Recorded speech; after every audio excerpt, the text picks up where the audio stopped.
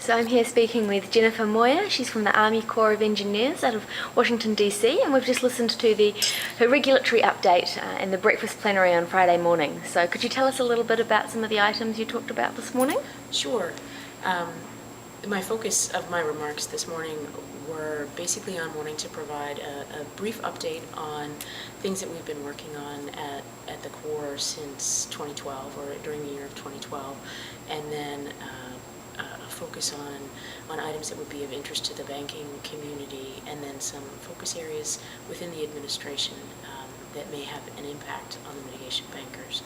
So one of the big topic areas that really influences not just the banking community but the regulated community as a whole is the efforts that EPA and the Corps have been making with regard to clarifying Clean Water Act jurisdiction. And that was really letting folks know that the Clean Water Act guidance document has been sitting with OMB for a little bit over a year, and that the agencies have come to agreement on a draft proposed rulemaking document, and it is waiting to be advanced to OMB for interagency vetting subsequent to the administrative EPA being confirmed. And then I confirmed also that the nationwide permits of 2012 do include affirmation of the 2008 mitigation rule requirements. And then I talked a lot about the education and outreach efforts that the Corps has been making, both in an interagency context with EPA, Fish and Wildlife, and Federal Highways, as well as internal education efforts to work on consistency and advancing the tenets of the 2008 mitigation rule.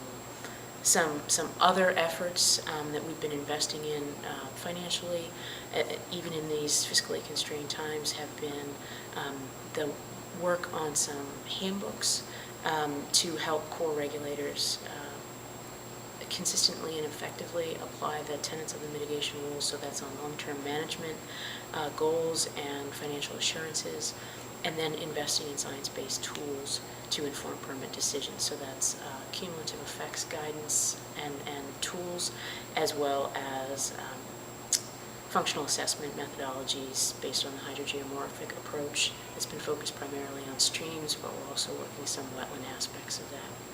And then finally, I concluded with our work on some administration priorities, such as the executive order and presidential memorandums on speeding decisions on infrastructure projects, and talked a lot about the overlap or the intricacies that could be effectively advanced with partnering with mitigation bankers or approved in lieu fee programs in areas of the country that are underserved by those programs to certainly add efficiency into decision making. So that is really in a nutshell what I talked about this morning, and I would like to just overall say what a beneficial and educational experience the conference has been for me. It's really excellent to hear. We're always it's early morning, but it's always a really interesting session to hear the regulatory update, and it was great to hear the questions that came through too. So thank you very much for taking the time. You're welcome.